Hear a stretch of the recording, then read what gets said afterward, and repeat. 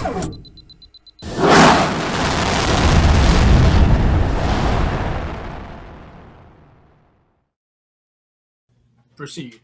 Proceed. Engage. Well, welcome to another Launch It podcast. Today we got me, as always, Matt, KP. We got myself, KP, and today we have another very special guest, Gary Newbury. He'll be talking, all things retail logistics with us, and shining light in terms of his experiences over the last few years in the logistics space, and educating and showing upon how, especially with how things have proceeded after COVID-19 in terms of the retail sector and their logistics and final mile and that sort of stuff. And the challenges. So I'm pretty sure it'll be a very interesting one.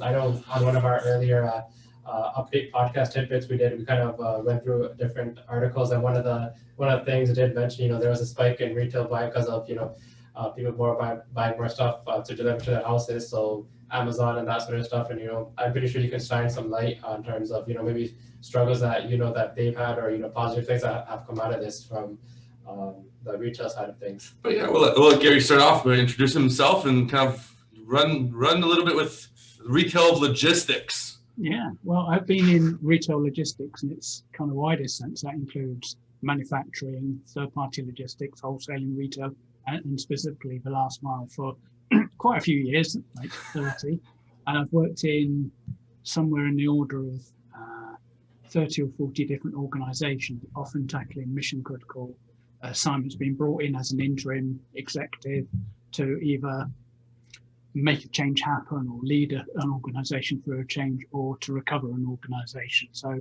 I've worked at all levels: C-suite, CEO, CFO, CSCO, Chief Supply Chain Officer, as well as supporting teams, supporting difficultly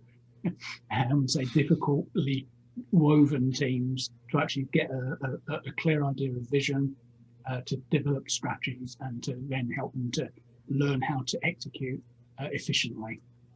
So you know what you're talking about. What you're talking. I don't know if that qualifies me. The resume looks good. I'll give it a try. So, and I think KP kind of led with the question, and he alluded about it. There's a bit of a struggle right now in retail logistics, but maybe let's take a step back and talk about what were the struggles maybe 10 years ago in logistics and retail, and what were the biggest things that you were tackling then, and how is it looking at like today? Yeah, see, 10 years ago I was in the UK, and just before 10 years ago, say like about 12 years ago, I actually ran the I recovered and set a strategy and got it all working at a company called Home Delivery Network, and it was the largest two-man home delivery. I shouldn't say two-man, should I? Say two-person, two-man home delivery organisation in the UK. And we were delivering somewhere in between 7,500 and 8,500 deliveries into people's homes every day, room of choice kind of stuff. Wow. 1,000 people. It was unionized when I arrived. I had a failure to agree. I didn't cause it. I inherited it along with a whole range of different issues. So I had a real big turnaround situation to work through. And one of the focuses I had was to really elevate the performance, and that was all by changing the way we routed, how we view, the pooling of orders, where we did stuff from, and generally how we did things. And I dropped the vehicle from an average of about 25, 26 when I arrived to 40. Now, that doesn't sound too much, but when you come to Canada and look at last mile operations, two-man, or the ugly and heavies, you're lucky to get 15 on a truck. So we were already at 25. So that would be sort of when all the planets align, we get a 25 out of a brick, 25 pieces of furniture, whatever it might be, onto a brick truck. But I was already starting it, so to get that to 40 was a big achievement. And as a result of it, we went into peak, looking at a peak with an uplift of 50% volume. And I was laying off temporary staff and handing back temporary vehicles. Now, I make that reference just to sort of give a little bit of credibility to what I say. We were dealing with all of Amazon.co.uk's heavies and uglies, We were doing all of Littlewoods, the majority of Debenhams, House of Fraser, Tesco's, Marks and Spencer. We sometimes had billiards tables. Can you believe that? We're 4-man lift. So back then, I was in an environment which had a high degree of maturity when it came to retailing. And having said that, the ethos within England or within the UK was there was a strong emphasis on cost, but what overrode that was quality. I had to hit performance targets. It wasn't like we want it at the lowest cost and we like you to hit these kind of time windows and stuff. It was all about the actual quality of delivery. So as I arrived in Canada and you know, not sort of casting aspersions over what I saw, but the route, for instance, the route and approach at GFS was much more about cost, and the service windows were often seen as nice to haves. So I came from a world where service was first and then cost was second. And I don't think, I certainly with the pandemic probably changed that dynamic, but certainly that's what I left the UK with, is always focus on servicing the customer, making sure you do what they need you to do, and make sure the cost is sort of under control. So in terms of retailing, we were doing e-commerce. I mean, all the work that came through HDNL was either effectively e-commerce, it was either through a mail catalogue, or it was e-commerce, things like amazon.co.uk. And that had been, it was an existing business. It was not a startup by any stretch of imagination. It had been doing this business and got, in some ways, getting itself into a bit of a pickle way before I'd arrived. So when I come to Canada, and I went out networking with a lot of people. In a short span of time, I met a lot of president CEOs of typically third-party logistics companies, and all I could do was talk about last mile because it was just like in my blood. And they go, "Oh, that's really interesting," but nobody would pay for it because they obviously got a message that last mile is free. So I ain't doing it. So but it's kind of caught on now, including the free. Yeah, that's a funny contrast too, because we don't often think about the European context. I'm glad you kind of brought that UK portion in, because I've heard this often before, even on the trucking side, it's more service driven than it is cost driven.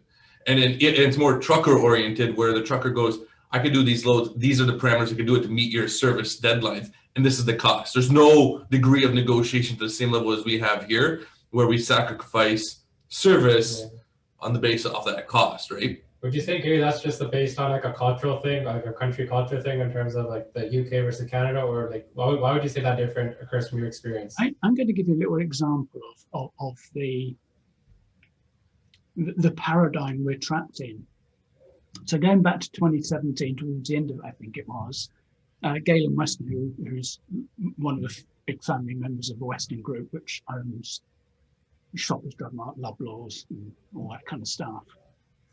He was reported as saying, because I read it in real time, he said that we're putting this click and collect thing into 104 stores, but we've just done it, and there doesn't seem to be any great uptake. I'm not sure if words to the effect of, I'm not really sure if this is going to take off. It's because, guess what? It hasn't taken off because you haven't offered it. You haven't educated the customer about this service and the benefits of it. And of course, guess what? Bang, we're into a pandemic and everyone's screaming for it, either click and collect or home delivery. Yep. So I think some of it is it may be a cultural thing, but I would kind of perhaps wrap it up in a different way and just say there's a paradigm thing that in the UK, the retailers and the consumers have been on a trip together, and the UK were into e-commerce back in the 90s. So you had probably Amazon in Jeff Bezos's garage doing things and sending out books with FedEx or whoever it was. You had Grocery Gateway here, which was quite revolutionary, but very manual. And you had Tesco's. I think it was in 1996, you could actually place an order on their website to get groceries at home. Really? Yeah. So been at it for a long time. And I remember going to a conference in 2000, we just about scraped through the Y2K, and everyone was talking about mobile commerce and all this kind of stuff. And it was in the context of, I think Waterson's might have been there, and they're thinking, oh, I think we need to do kind of bricks and clicks, don't we, around here? People were like really, and I was involved in a number of .coms, which didn't go too well after I left. But I left it. We could argue I left in just in time, but no, I did a good job, and unfortunately handed over to people who were pretty who wanted a nice job of it. And when you're in a startup, especially in that period of time, where you just had to really roll your sleeve up and forget about, you know, the role you had, you know, what it might be like on the outside of the thing. I was writing process charts, I was doing Java programming with the guys and talking to my team, or it was their team I was working for, but giving them a real good roasting on a Mayfair building upstairs, saying, you need to be doing this, guys, otherwise it ain't going to take off.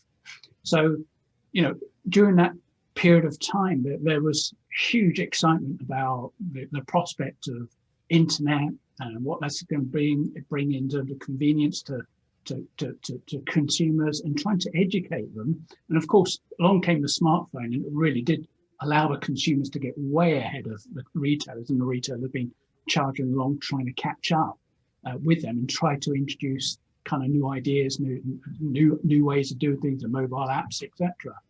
Here in Canada, we are, I think we're considerably behind, although I think in the last year we've had to accelerate. There's been no choice. Mm-hmm. And the good thing about Canadians, when they're under pressure, they do actually think, to an extent, think clearly, but they certainly move from firefighting to execution. And I make the difference there. Firefighting is just literally running around every day. You come in at 9, you do your firefight, and you go home at 5, and tomorrow's exactly the same. You're still dealing with all the stupid issues that you should have dealt with months, years ago. But when you get into execution, you've got a clear idea in your mind as to what you want to do, and all this stuff around the edges becomes almost irrelevant, and you just focus into the thing you want to do. So, for instance, Mastermind Toys, toy retailer for my grandchildren, I should say, and children. No, you go in there; it's a nice shop. You get all your presents wrapped and stuff like that. Guess what? They went into, you know, just when all the kids were at home in the lockdown, and you wanted to, you know, entertain Johnny, but you know, you had your work to do, and Johnny was going, "Daddy, Daddy, Daddy, oh, I need to get a toy. Do it online. Mastermind Toys? No." Guess what? They got one now. They realised they had to focus into this, and they got themselves web enabled to be able to take orders, fulfill them from the stores. Many of the stores are actually freestanding, so they had the advantage of being able to effectively keep operating through the pandemic when their store was closed.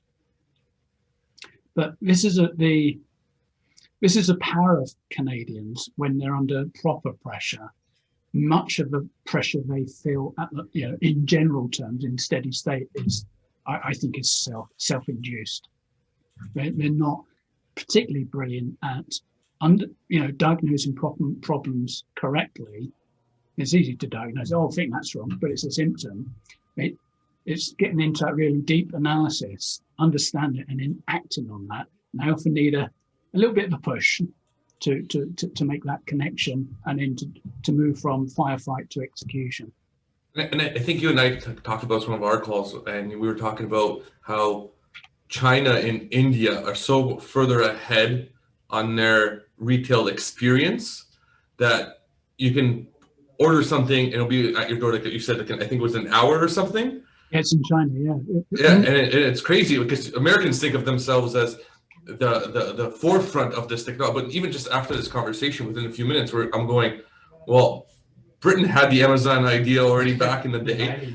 You really think about it, Sears catalogs have been around forever too. That's the original concept of what Amazon is, and look where Sears is now. They had they had the network, they had everything. Well, we have. I mean, Sears is a really interesting case. They had this excellent network for getting stuff in a country that's full of huge amount of rural and remote areas, and you could order something from that catalogue, and I guess within a few days, you could pick it up, and I can't even say some of these wretched names of towns in this country, that the ones that I can't pronounce, like really far out, you could get stuff. You could pick it up from a local, pickup place. And they had this great infrastructure, and they could have knocked Amazon for six, but somewhere along the retail trail, instead of thinking, guess what, we're a logistics company who also sells stuff, they actually just carried on saying we sell stuff. Was that logistics? Well, it's a cost center. And then they brought it, they had a takeover and a merger with the Kmart and all that lot. And it all became a financial thing, which really doesn't play very well to understanding supply chain capabilities and logistics capabilities. As soon as you get a finance person in, especially one with limited imagination or interest, everything gets reduced to cost per case, and we're done. From either a retailing point of view, there's no flair, or from a logistics point of view, there's no development of a capability which may help you to set trends.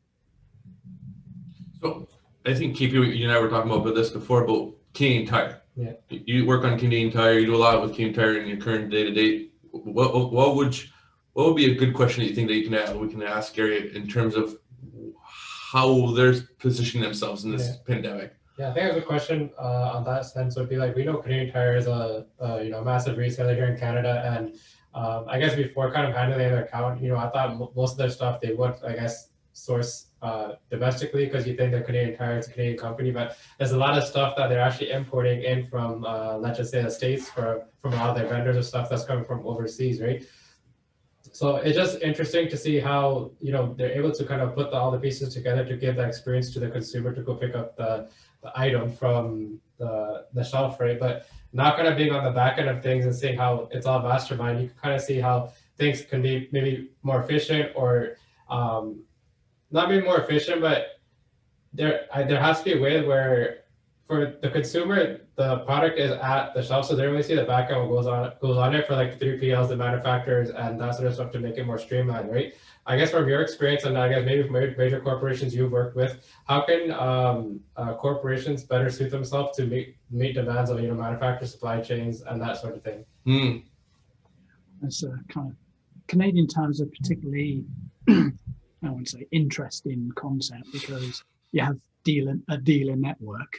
I fell into a trap of thinking they're franchises, so that the centre would tell them exactly how to lay out the store and everything, but you have the stock and off you go. But it's actually dealer network, so you can go into different Canadian Tires and have actually quite a different experience. I would argue that Canadian Tire have kind of lost control of the brand, but that's just a personal impression. And what I found difficult just before we went into lockdown, before Canadian Tire went into its lockdown, I placed an order. In fact, my wife placed the order, and we didn't she didn't read the piece of paper, whatever it was, but we were on the piece of paper. It should be ready. It was on Saturday, I think, and it said should be ready by Sunday lunchtime. So we went up about 1 o'clock. Phoned up, had this loud music for about 10 minutes, and then somebody answered it, and they asked for the email reference or whatever it was that we didn't have. So, but it says it'd be ready here.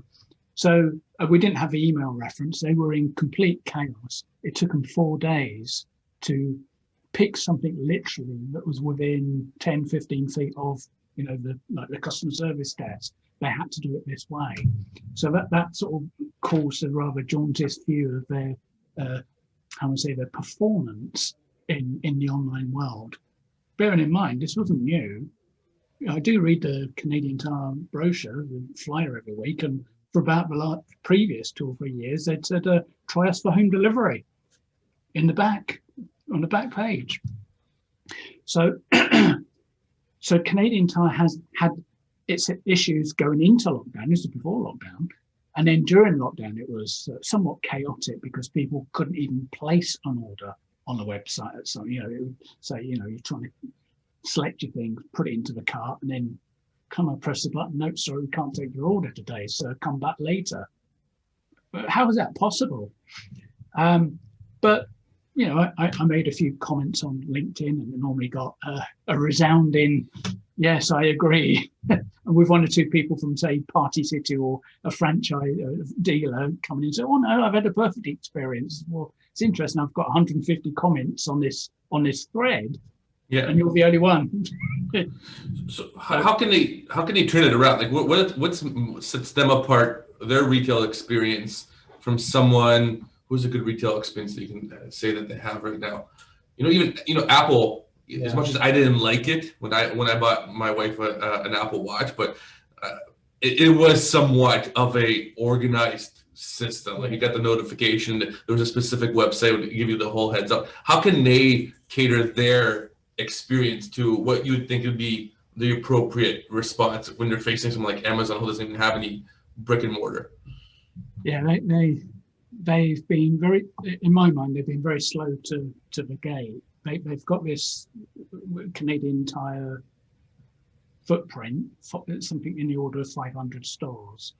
And I think that the publicity is that, like, we are within 3 kilometers of 95% of the population. Some, it's extreme figures and it's really close. And I've got 4 or 5 I can drive to relatively easy within 10 or 15 minutes. So they've got an absolutely enormous advantage over anybody who's not who wants to be an e-tailer, just like Amazon. What they haven't been able to do up until the pandemic has been to sell a proposition into the dealers to say, when the order comes in, if it's for a customer in your geographical area, or they insist to pick it up from your store, we'll divert that order to you. And I think there's been internal wranglings between, the head office wanting to get into the digital age in a big way, using the branch network, and the individual dealers saying, I don't see any purpose of this. I like a customer to come in, they shop away, they fill up their basket and they go. If they just come in and just say, I want 3 items, and I go and pick those, so I have to expend energy to do that, and I put them in the bag, and you may or may not give me a system to do that easily, and I give it to the customer. They may not actually come into the store. They may not buy another 3 or 4 things. So I think there's been a kind of uncomfortable thing going on between the dealer network and head office. I think the pandemic's probably demonstrated, especially when they're closed, if they don't integrate the online into the store operation, then guess what? They don't have any sales. So they're standing in a building which is they don't own, the dealers, they don't own. Canadian Tire own that, and they charge them rental. They got probably $1 million, maybe $2 million worth of stock that's just sitting there going nowhere. Some of it might have some date or perishability aspects to it. And they're having to say now, guess what? We have to subscribe to this online, or these other dealers who are a bit more proactive about this, they're beginning our business. And what happened coming out of the first lockdown, that some people felt it was working for them, and other ones said, no, I still don't want to do it. I'd rather close and have no inventory movement, no sales, and I don't want to be involved. So it's made the proposition of me going into a Canadian Tire store or using a Canadian Tire store for online services, like there's another level of complexity they've added into the experience. It's different for each store. So in terms of your original question, which I didn't quite catch the whole extent of it, I think you were saying that what could they do in a different way from a supply chain point of view? Yes. Yeah. Which would perhaps position them better. Correct. I think that they're probably not too bad operating their supply chain. They've invested or have created various levels of innovation within how they bring in stuff, typically from the Far East, normally China. Mm-hmm. They bring it in, they bring it in containers, and they actually transload it into 53 footers and move it across. if I don't put it on the train, and then tip it into DCs. And I think they've got at least one in Toronto, and I don't know if they've got one on the West Coast somewhere, over in Calgary or Edmonton. I don't know. But the interesting thing for me is that we have country price. For me, it's country pricing, which doesn't seem to fit easily. And I've noticed it's within Canada, you have country pricing. So I can go into a store in Newfoundland, store in Vancouver, where it comes in, and the price is the same. It's almost as if, and so they're able to run a national flyer. I suppose that's one of the attractions. And so they have one system that they can run their promotion from the head office and give the subsidies back to the franchisees. But I think there's a flaw in country pricing in the sense of it doesn't recognize the actual nature of the supply chain and the costs that are involved with moving something which comes in from China, comes into Vancouver, may have to be moved to somewhere, whether or not it's Toronto or somewhere in that vicinity, before it gets de-stuffed, racked, picked, and then transported to a dealer network. I don't know too much about the detail of Canadian Tire. I've only been inside the older warehouse once or twice. I've been to FGL Sports, and that was a highly manual operation. The one in Bills, is it Bills Avenue? I felt that there were lots of, I would say, improvement opportunities. It's broadly automated. Things go on around on quite elderly ASRS systems, and all very slowly. And that's probably why they upgraded to a new warehouse, which was more automated, and it allowed them to run some of the e-commerce, I think, through that, as well as a normal case distribution operation. But I don't know enough about the detail of Canadian Tire to say these are the things they ought to be thinking about. They've got some pretty talented individuals inside the organisation are doing, they're doing the normal. They think they're acting lean.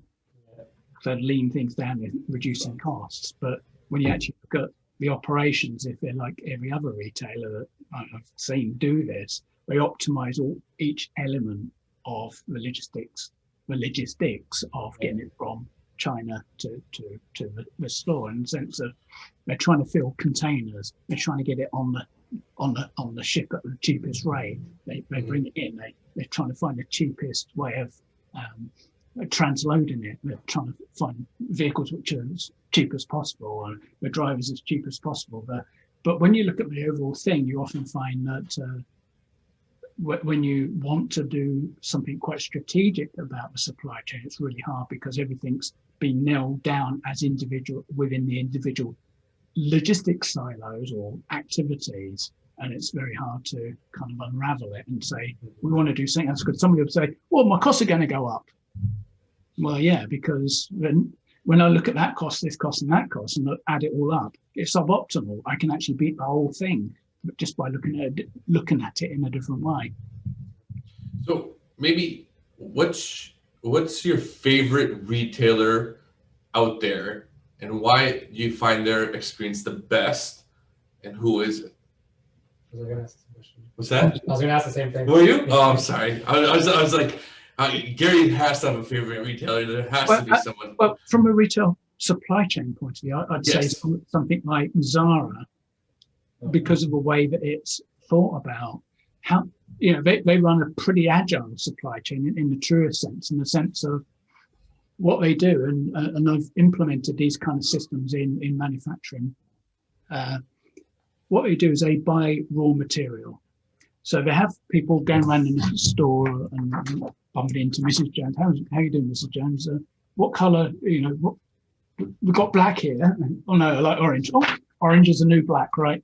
And they send a chitty. I don't know how they collect the detail of it, but it all goes back to the central office, I guess in Spain or somewhere. And they have a whole bunch of designers kind of collecting all this information about where our consumers sort of heading towards. And they take this raw material and they've got a few buckets of different colours, and they dip it through and they cut the fabric, and within 2 weeks it's on the shop floor. if you compare and contrast that to the average the average apparel retailer like Reitman's or, I was just about to say Aritzia, but I don't think they do that exact thing. But say Reitman's, they're ordering now. Where are we? They'd probably be ordering now for fall winter, and they're having to place an order for 3 or 4 months worth of stock. It's a bet, and they have to, because they're getting it done as cheap as possible in a relatively inflexible situation. In China or Vietnam or Bangladesh, wherever they source most of their apparel from. And they place that order and it starts being made, it starts coming, starts filling up containers, starts coming across the ocean, comes into the warehouse, gets stored, and then as soon as the months change, out it goes into stores, full price for a number of weeks, or it's not shifting. And hopefully we've got the right kind of style, cut and colours. It's 20% off, right? Mark it down 20%, right? Let's go. And it's like, yeah, no, that's not doing it. 30% this week, right? And people know this is going to happen. So, and then finally, maybe towards, in a sort of fall winter season, maybe in January, February time, they're like 70% off, 90% off. It sounds like it's some kind of designed promotional scheme. No, it's desperation because they weren't able to be so close to the point that they wanted to sell it that the lead time was 6 or 7 months, that they had to assume what the price would be, assume a number of things, assume the sort of style, cut and color would be about where they were envisaging, and they were exposed. They've always been exposed. You can look at toy manufacturers; they go through the same thing. Say if you're Mattel, and you're selling into, I was just about to say Target or Toys R Us here, and you place your order. If you're Toys R Us, you place your order on Mattel. They make it, they bring it into the warehouse, you store it. The warehouse gets very full, and all of a sudden it goes out to the stores, and you've got the runner. You found the Millennial Falcon, and it's whizzing off the shelves. And you turn around to Mattel. I don't know if they actually make them. You say, we need a few more. I said, sorry, we've toured up for your next season. We haven't got time or capacity to do that. Mm-hmm. So all these situations that have been based on chasing a low labor unit cost have inherent risks.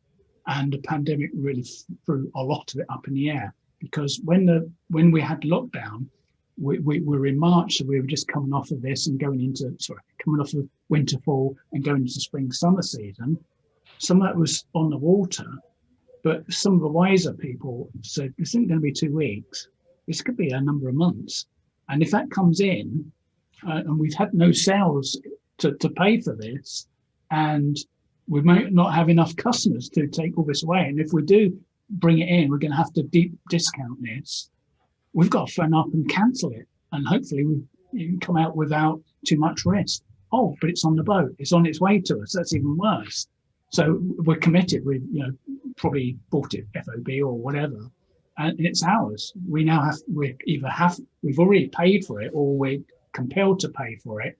And so we're now compelled to mark it down, because by the time it comes into our system and people can come in to browse, which we found out was June, July time, people are, it's most of the way through summer, and they're looking at, if they take a view that winter's going to carry, we're going to get into winter, they're not looking at summer clothes in June, July, August. So my favorite retailer. Did I stump Gary? Yeah, because I actually quite like Canadian Tire, because it's we have to think about what do we like. Well, what do I like when I go shopping? I actually like quiet space. I like to. I'm a sort of tooly project kind of guy at weekends, and so I like to go into Canadian Tire, and I always head to the tools and hardware, and it's like my 15 minutes of being on my own. looking at all the prices, looking at all the tools. Oh, I've got that one. Oh, that's on promotion, but I'm not going to pay for that. Oh, I might need that one. Oh, and it's on clearance. Great, I'll buy that. So it's a little kind of treasure hunt for 15 minutes of the weekend. So that's my normal routine. But when we think more seriously about retailers and what they're achieving, and I haven't been in a Target US store, I would have to say Target is my favorite retailer on the basis of what it's doing and how well it's doing and how well it's executing on its online proposition, how it's integrating into the stores. They were one of the ones that went into the store picking model, probably across North America in a major way, whereas people were still trying to field e-commerce orders from the main warehouse or having some kind of scratch around the situation. They pick it in the main warehouse and ship it to the store, and then people would imagine it had been picked in the store and pick it up as a click and collect order. So I think that my vote would go to Target because of how it committed a lot of money. It was on a program of about $7 billion US to actually establish itself as a mainstay, a leading online player. And it took the great move of buying shipped, and it came with other, maybe some competitors involved in the ship operation, which is like a kind of an Instacart thing. But it kept that critical volume and it loaded into it itself. It had that opportunity now to offer that 2-hour service, but to control that experience because it owned ship, as opposed to many retailers here in Canada are going to the Instacart because it's so easy to do. We just plug it into your system and they do the rest. They send in a personal shopper, they shop it. There's some kind of tilling up arrangement somewhere along the way. They do it and they do it in 2 hours. And it's fantastic. Everyone thinks that we've arrived. Well, wait until you have to scale that operation and you want to own the delivery experience. Then you start to find out that you can't do 2 hours, but you've now trained the customer to expect a 2-hour service. Yep. I think that this is a retail thing. Like this, that's all they can see. They can't see beyond and beyond the next step. Yeah.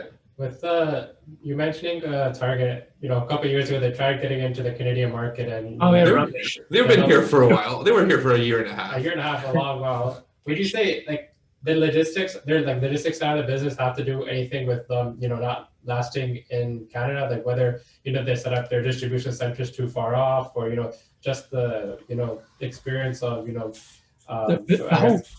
Before you go, Gary, I gotta say I wasn't on site at the Target warehouse in Milton. It was nothing to do with logistics. I did a fantastic job there the whole time. Oh, you worked at Target? No, I worked for Bison at the time, and I was the on-site for the store deliveries of the Bison segment. Yeah. So I was in the DC. The logistics was top notch. A shout out to the whole logistics crew. Absolutely think they were fantastic. Gary, let's pretend he's not here.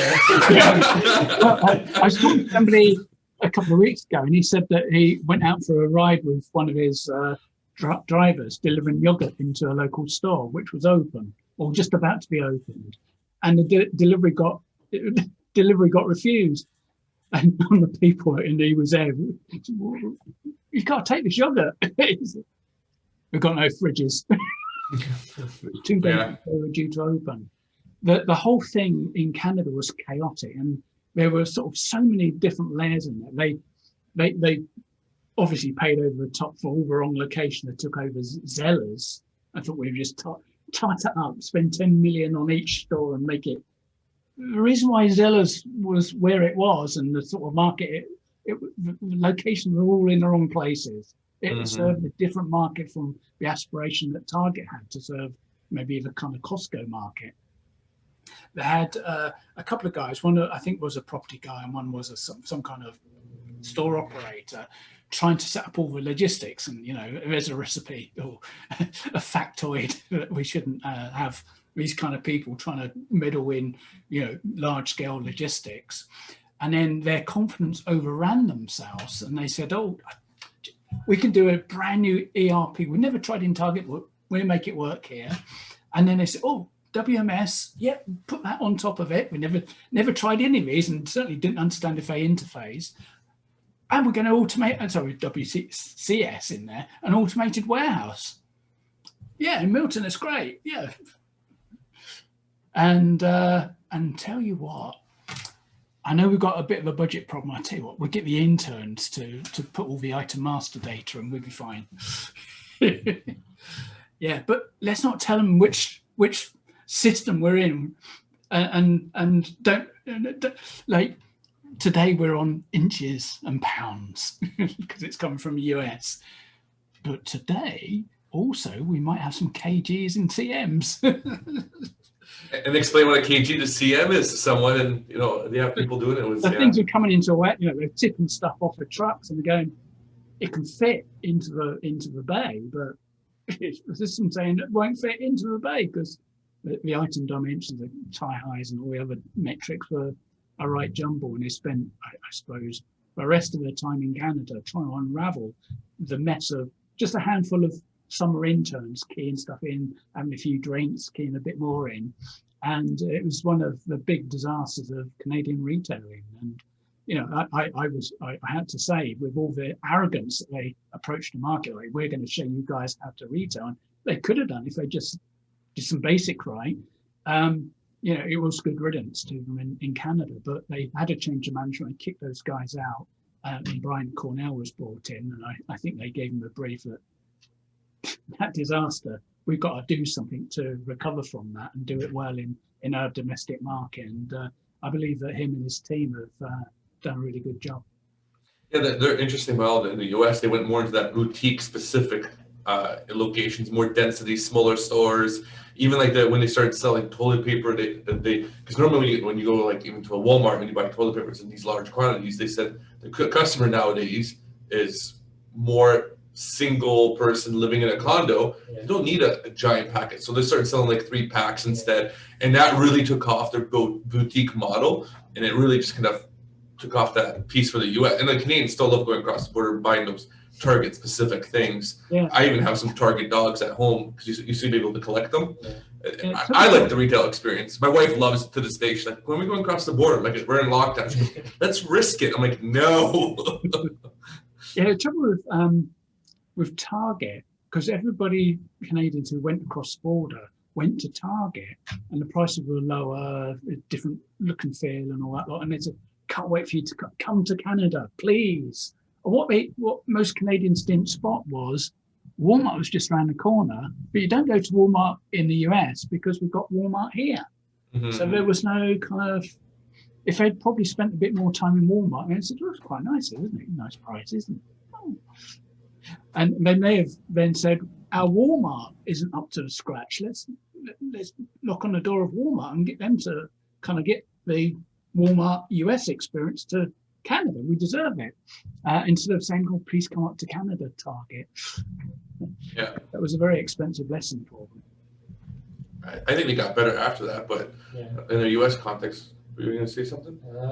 No, not really. I was going to say, Gary, on the retail experience in the last mile, you touched upon a little bit about the GFS piece. That's probably a whole different animal. Deliveries to restaurants. Like how does the logistics being handled in that? How is that project handled differently from the regular retail that we were just describing a few minutes ago? Yeah, I mean, it will be entirely different because, there were large clients like Red Lobster would take 400 cube. So that was several pallets. And those pallets, just step back from that. I mean, GFS are, at the 3 temperature kind of situation, composite warehousing. So you had freezer, cooler and dry. And they would be picked, obviously, as those 3 components and then merged on the dock and then put onto the vehicle in the right zones. So when you had something like Red Lobster, which was their kind of prize thing, because they only had 1 delivery a week, no recoveries, no nothing. You got it or you didn't. 400 cube coming off of a vehicle which had 31 footers were typically about 750 cube. The drivers loved that job because they'd just turn up 2.5 hours later, clear it off, and then go and do his other piffling little jobs behind them. But the average cube, and this is across the 3 temperature zones, the average cube when I joined, and I didn't really track it beyond that, was about 54 cubes. So a pallet's worth was going into the average restaurant. But I had actually been pulled in for GFS to look at the smaller deliveries. And when I first arrived, I was given an onboarding with loads of different people, and say 20 people, and I had 30 opinions about what I was here to do. So the first thing I did once I absorbed all this helpful advice was to actually look at some data and disprove all the theories that most people had, that we were doing a significant amount of small deliveries. It wasn't like we had a few things at 10 cube.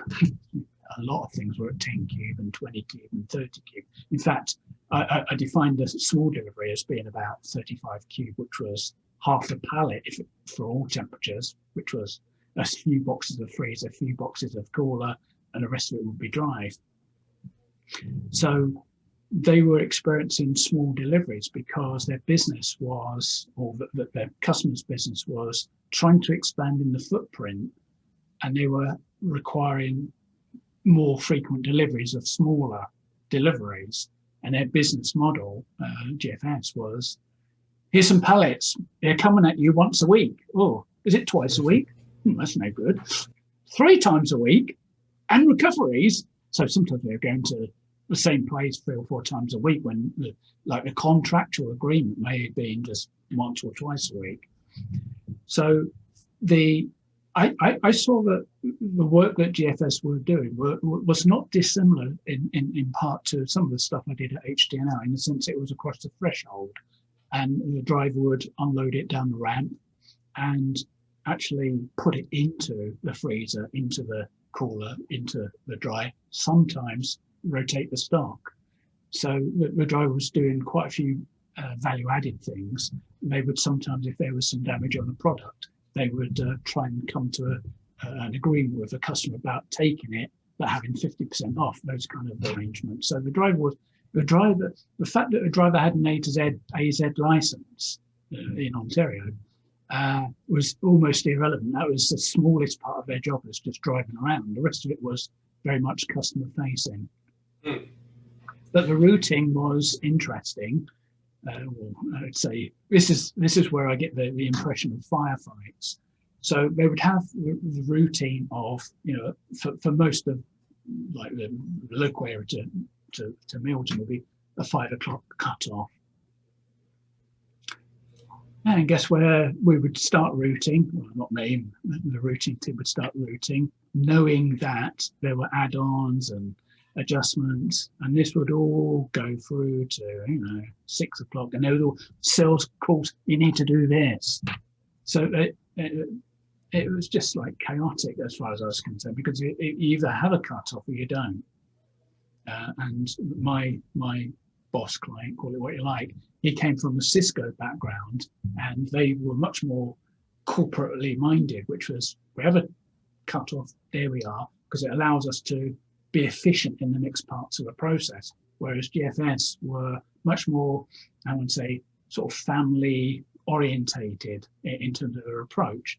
And so if there was a customer we needed to look after, and they wanted to, finish their order off at 20 past 5, 5:30, that was fine. We would work with that. So they learnt in the routing department not to even start routing until later, but to allow all this straight kind of. I found that incredible to understand, because every time you allowed that to happen, it meant that somebody who'd actually got their stuff in early to allow you to efficiently pick and all those kind of load and get it to them on time was now delayed, and the whole thing kind of mushroomed when you had a 3 o'clock cut off, a 4 o'clock, 5 o'clock, 6 o'clock, and then there was one at 7 as well. They all got kind of blurred and moved across. So in the warehouse, they should have come in earlier.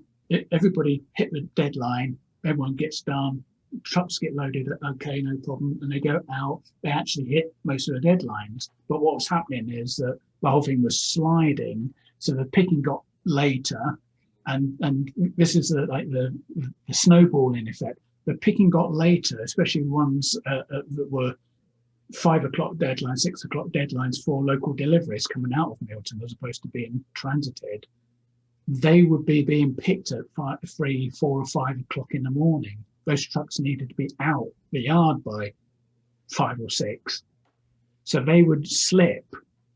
But also the thing that slowed down the picking was the replen drivers, who were absolutely essential to be kept on the replen, were taken off the replen to pick. And so the orders towards the end of the shift were going out kind of not as full as they should have been, which then caused problems with recoveries. And you can see, like the firefight, this was this 9 o'clock, right, go and do the firefight, 5 o'clock, done, job. Do the same, rinse and repeat for tomorrow. There didn't seem to be, and I'm sure I'd see this in other organisations, there didn't seem to be a resolve to tackle the real issue, which was if you have a deadline, make it work. You have a cut-off, make it work. I think that's a great point. I think that when you talk about those firefights at 9 o'clock, I just think about our own organization here. I think that's where your mind was going at too. It was like, I guess you framed it another way, Gary. I was really talking to a couple of my colleagues that we're in such a, I guess, reactive state right now, and not being in a proactive state. So kind of alluding to what you're saying, that in terms of a lot of individuals don't ever get into the state of mind of executing. They're always stuck in the other way around of just being bogged down with whatever they're doing and the 9 to 5, and this is it, leaving stuff on my plate, and that's it. And don't get into the execution state. So my way of phrasing that was, we're not in a proactive state. So yeah. They weren't thinking enough ahead to kind of plan and execute with the plan, and there's no deadline to execute the plan. It's like, whatever I can get done, I'll get done. Everything else is mañana kind of thing, right? Like we'll figure it out tomorrow. And my next piece I want to kind of segue for you, if we want to talk a little bit about final mile, is that it seems like the companies like GFS, we talked about Cisco, would be like a natural fit to do final mile for like groceries, but you don't see them kind of get into that position. Well, it depends on how you define. I'm going to call it the last mile, because that's where I came from. That whole area of last mile fulfillment, I purposely used fulfillment to suggest online services as opposed to just the transport element. And I know that during the pandemic, Cisco opened up their depots for online traffic so that people of the public could order somehow. I didn't do it myself, but they could order on Cisco and then turn up and somebody would run out with a couple of cases of food. I didn't know that.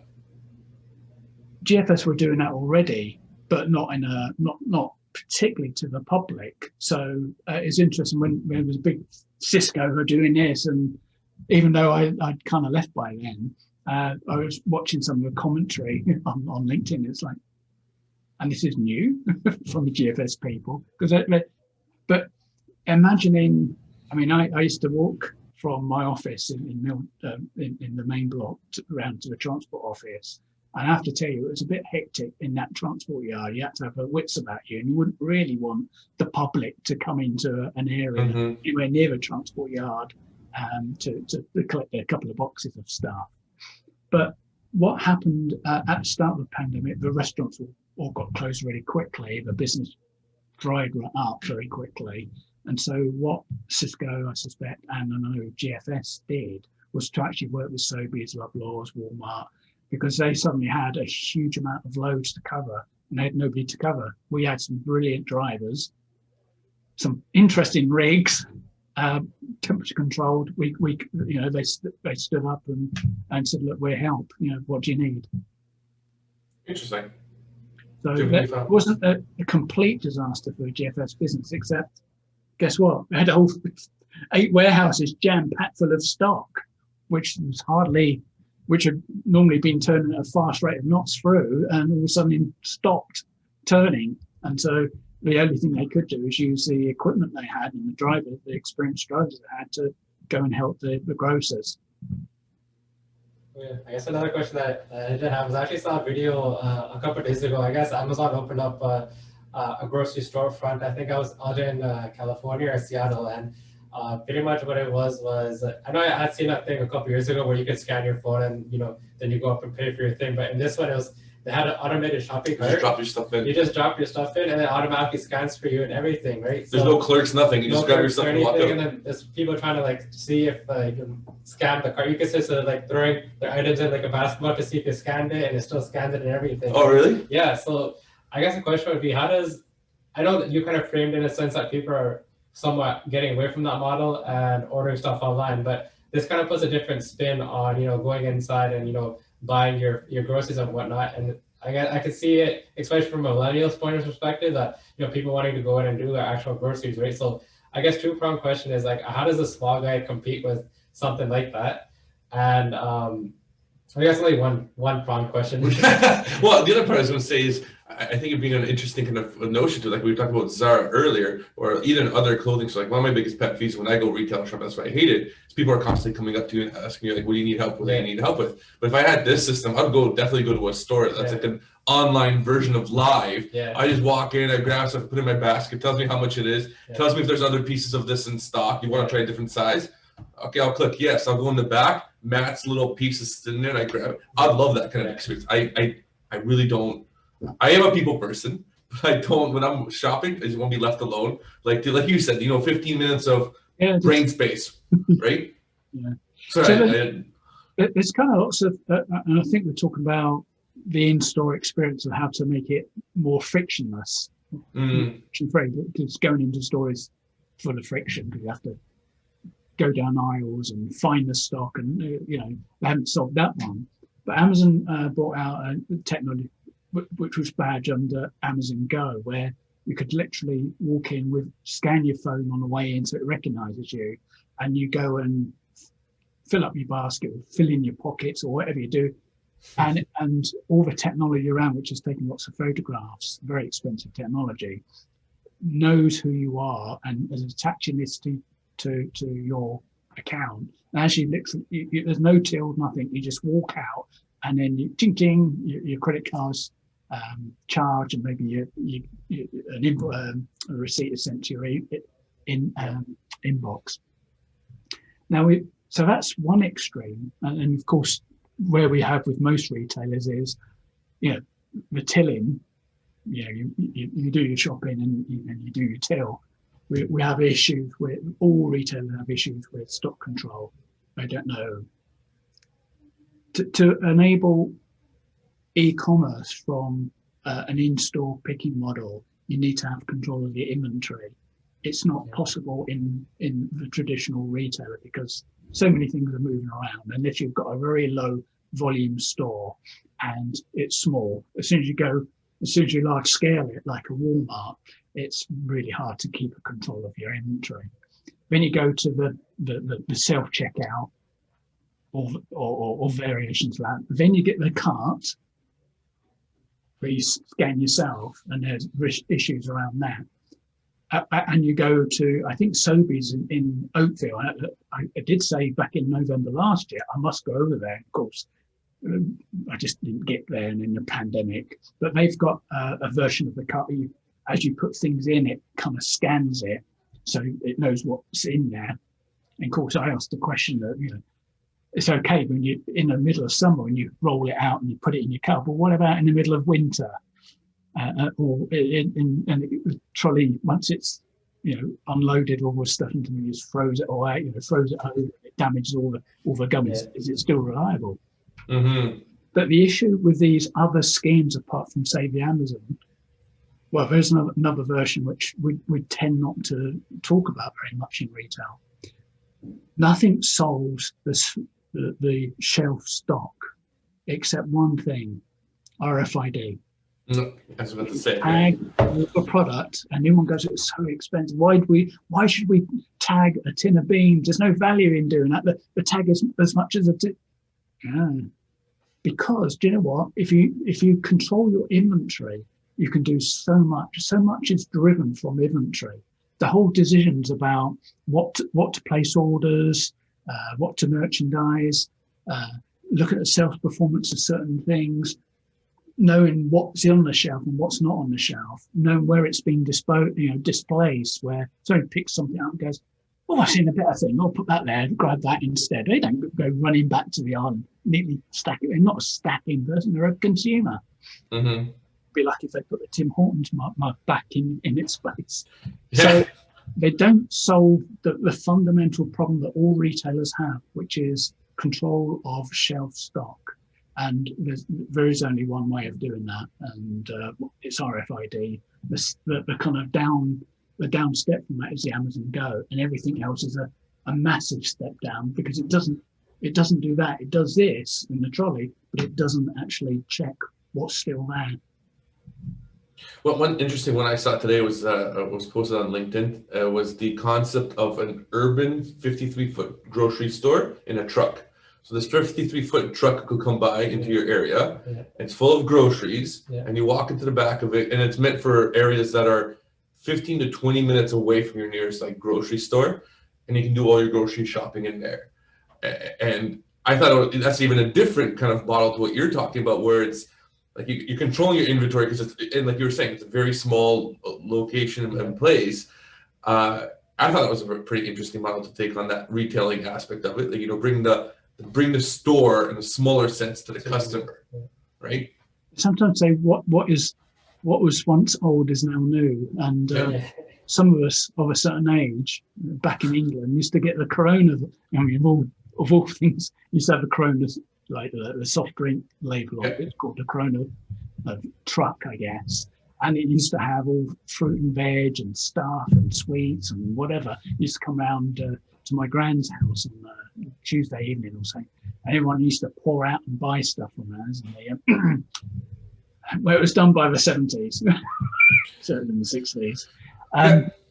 So, and the milkman used to go out. I know you guys probably had a version of that, but we used to have guess what? Electric. It's all electric back then. Yeah. We didn't have gas, petrol. Man used to get his battery charged up, get all his milk bottles on the back, drive around to your neighbourhood, get it there for about 6, 7 o'clock in the morning, ideally before you went to work, grab it, put it in the fridge, job done, put out your empties, they recycled the empties.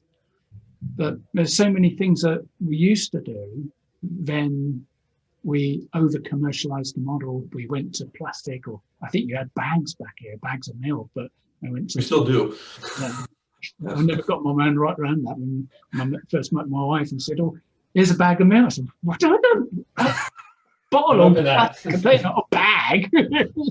How do I drink from this gizmo? Well, it's just if you prodded it, you get it all over you. But in the I guess progress was judged by how cheap we could do things, and so we went to plastic containers, which were they were recyclable, but nobody collected them. You had to put them out initially in your rubbish bin until they decided that you could stream your waste, in which case they could be recycled. But all these things that used to be in place suddenly become new again. And it's funny you talk about that, the recycling of the idea. Like, you and I were talking about this a few weeks ago. I remember my first house when I lived in St. Catharines. We used to have this. It was built in the 50s. We used to have these little windows in the house. And the windows was for the milk or whatever that the milkman would come by, and it would be locked from one end. He would open it from his end and put the stuff. I'm like, that concept would be so much better now for all your Amazon deliveries. Exactly. You have like a little secure box. It gets put in, gets closed off. You get a notification. Like, this recycled idea would be fantastic. Or for the longest time in Canada, the trend was the post should move away from delivering straight to your house.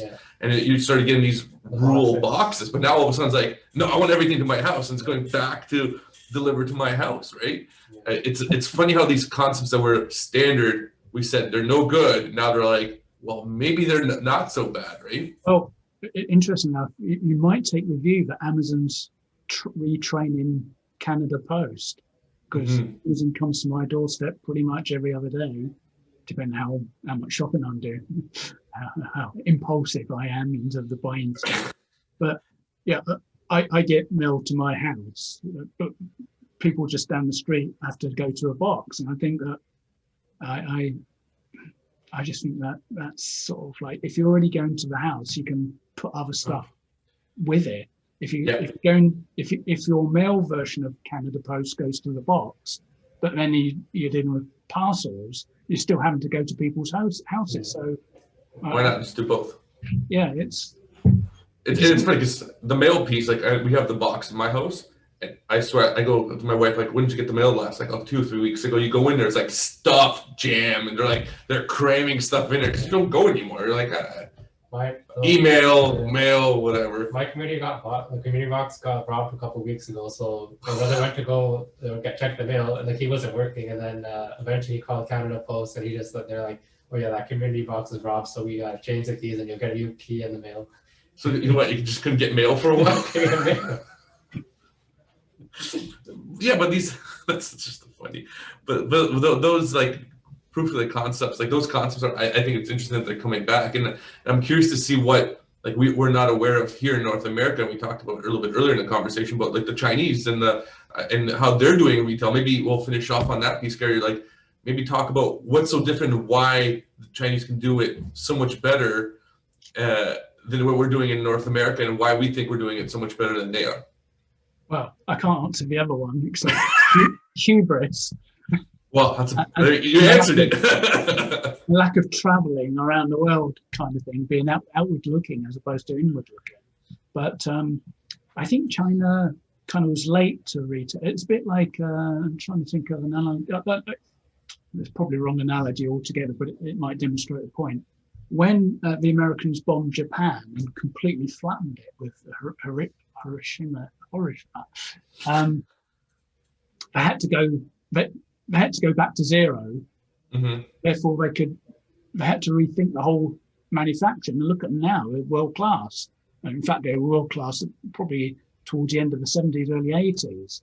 Whereas British industry was plagued with unions and ways of doing things, very traditional collective bargaining agreements. It couldn't get out of it. It required us to close whole tranches of our British Leyland and Austin Morrison. All those things had to be kind of closed down and crammed out, and let Japanese manufacturers come over and set up their own plants in the way they want to do it. Toyota, Nissan have very effective plants. And similarly, I think in China, I think they were generally, I don't know too much about the history of their retail. I suspect there's loads and loads of small, really micro retailers. And then the smartphone happened, and then technology happened, and then Alibaba happened. With a completely different mindset about what retailing was. And all of a sudden it all happened. And now we all look to China to say, what are they doing? Well, unless perhaps you're south of the border, in which case you say we're brilliant. And we start to see, and this was, I think, the example we talked about when we spoke about it, which was they went to in the early stages of their lockdown, they went to live streaming. So you couldn't go out to nightclubs, so they brought the nightclub in. So you could sit down in your chair, turn on the TV screen, dial into the nightclub you wanted to go to, but you couldn't. And they probably had what do you call it? Clickable links that you click on that, and like some Dom Perignon and stuff like that. And within 15 minutes, it would turn up on your doorstep. That's a cool thing. I would never do like a Twitch nightclub, but that's an interesting concept, right? Yeah. Like I've never even thought about it. I've never even heard of that. And I think and then you order the food or whatever you want, like you're like in a bar, like I'm in a lineup, you know. There's a different twist on what Gary's saying. I know a lot of clubs in New York, what they started doing was like a lot of their celebrity DJs, they started setting up like Zoom calls type of thing. So oh, really? You have to pay to get in a club is you have to pay to get onto the Zoom call, and you're able to see everyone who's there at the same time as well, right? So I guess that's how you pick up girls. Yeah, you see a few girl on one of the things, message her. Oh wow! But there's limitations to Zoom how many people you can see on there. It would be kind of it'd be condensed, but I think on a Zoom call you can get up to 100 people. I think. Yeah. But that's not. I'm trying to figure out which girl to look at. I'm like, hey, which one? That one top left. Hey, are you in the left corner there? No, next one. You can open it up. You can make a full screen, But they made a lot of money. I think, they said they almost made as much money as they would on a normal night. Really? Yeah, they're charging like $200 to get into their room per person, right? So 200 times 100. I don't know. Anyway, so sorry, going back to your the streaming the TV, the Dom Perignon comes with a little alcohol food. Yeah, and just coming back to the 5350, there is I can't remember what it's called, Woggle, I don't know. But there's a thing in China that you can actually, you can put your order in, and next thing you know, an autonomous vehicle's arrived just outside. The thing KFC. Tells you it's there. You literally, it recognizes your face from something you put onto your phone. You go in the shop, it's got control of inventory, it's got all that scanning, photographing thing. You grab a few things, walk off, go back into your house, job done. Yeah, we posted that a few weeks ago. KP did one about the KFC autonomous vehicle in China. You order the food and it's a little autonomous. It was exactly that. It's funny that mentioned. That's why we got a little excited. Were you talking about ghost kitchens there? No, KFC, Kentucky Fried Chicken. Yeah, was that a ghost kitchen? A ghost kitchen? What's that? Well, that's like you can place an order on a ghost kitchen, and ghost kitchen literally is some kind of mobile kitchen. It's not attached to a physical building. It makes it makes up your food as it goes, and you can order off it. You can either have it delivered or it can drive to you to deliver. But was it a ghost kitchen? I don't know. I think because that video was posted by the company who manufactures the actual vehicles. Yeah, it didn't specify. And I guess they partnered with KFC. So I don't know in that instance if it was kind of just a promotional thing with the KFC vehicles driving around, or they're promoting it as in like somebody actually ordered and they are picking it up. Oh, well, because I know to your point, Gabe, there's that pizza that the Italians came up with that can be made in like 30 seconds or something. And I think there was a concept about the car where you order a pizza and it like comes up to you and it makes that fresh pizza versus making the pizza. And when you get home, it's like, it's not hot enough. Like, I'm eating cold pizza already, right? So I think that's what we mean by ghost kitchen, right? No, it's actually, I think it's a mobile kitchen. That's my view of it. I don't know if that's, it's a theory, but I think it's a mobile. But they will have menus from various restaurants, and they take your order and they literally make it there. And then I don't know if the mobility that actually drives it to the thing, or that they've got a scooter guy who comes and picks it up and takes it to the thing. So it's a cooking facility that allows you to make lots of different things, from lots of different restaurant brands, but without having to. You can't sit there. You can't have a meal from it or in it, but it's takeaway food effectively. Actually, a YouTuber. His name is Mr. Beast, and he set up his own burger franchise called Beast Burger, and it's premised on ghost kitchen. So essentially, there's a company in the States that took empty cooking facilities that weren't operational. Let's say the restaurant shut down, so they kind of converted those places into places that will cook burgers, and they partner with, let's just say, like Uber Eats, Skip the Dishes, and that sort of stuff. So he's launched his restaurant on Uber Eats, Skip the Dishes, and stuff, even though he doesn't have an actual storefront. So people will order off his store on Skip the Dishes, but it's actually made at remote locations across USA. Oh, so they're utilizing it's almost like an Airbnb restaurant kind of piece where you can utilize any restaurant in the city if it's underutilized to make these burgers. Yeah. So how do they get the meat to that? So like the actual facilities, like that's what their business model is, right? So they're already making stuff, and they've catered towards, like, just say, hey, Mr. Beast is partnering with us, so we're gonna buy these sort of products to cater for this when it's ordered from our facility. Oh, that's pretty neat. Yeah. That's pretty neat. Yeah, I think we're going to see lots of kind of small changes and small combinations over the next, say, couple of years, where people go, well, I'm fed up with doing it this way. Let's try it this way. And all of a sudden, customers, consumers say, oh, I like that, or I like that idea, like that concept. And all of a sudden, there's a new business being born out of something which looked quite dead.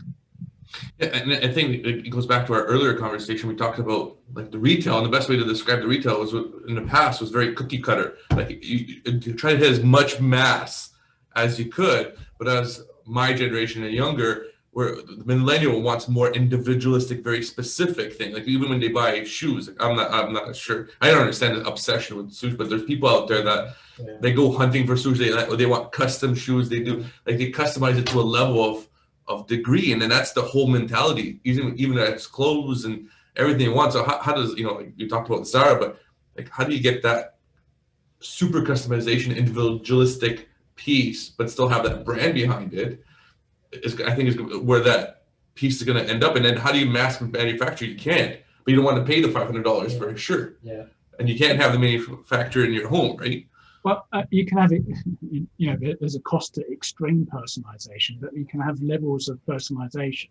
All you do is say, for instance, if you offer these choices, you just bring in the effectively raw shoe. It's all made up with Nike or whoever the brand is. And you go, oh, you like that? Okay. And there's something local, some kind of little sewing machine or whatever it might look like. And it allows it to customize it within this range of options. You've actually deferred the point of customization until literally you've potentially got the customer standing in front of you with a checkbook out and a credit card in their hands, waiting to pay you. And that's the best possible time. And that's a version of agile. In supply chain terms, that's called postponement. Right. But you allow the customer to have some choice over how that product's going to be presented to them. So they can, I designed that. And this is very much a kind of millennial generation need that a lot of them like, I want to put my stamp on the world. I want to put a stamp on the things I wear, the things I do.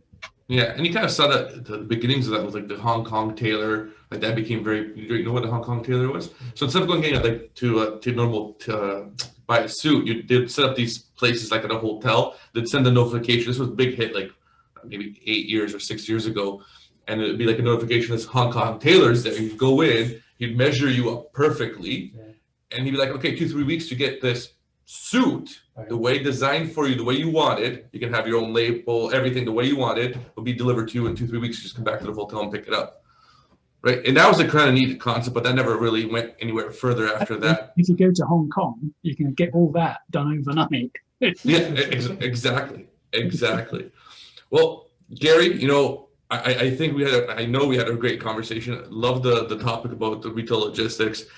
I don't think we even touched anywhere close what we could have touched upon. There's so many different avenues to go upon. Part two to be continued. Yeah, there's going to be a part 2 sometime down the road. Anybody who is listening, everybody who's listening, reach out to Gary. He has a lot of wealth of knowledge on the topic. He has his own podcast as well. It's a great listen. Very similar format. His panel of guests are just as esteemed as Gary himself. So we have to bring it up to his level by inviting Gary himself to ours. He's our inspiration. We're working towards his level. Exactly. Reach out to him. He has a lot of great ideas, a lot of different things that he can help you out with. I know I shot him an email, and this is how we started talking, and one thing led to another. He's, very nice person to talk to, very open about it. By all means, everybody who's listening, I highly recommend shooting him a line, following him on LinkedIn. Great content there. Thank you so much for joining us tonight, Gary. Yeah, thanks, Gary. But you can be my publicity officer. Cheers. Cheers.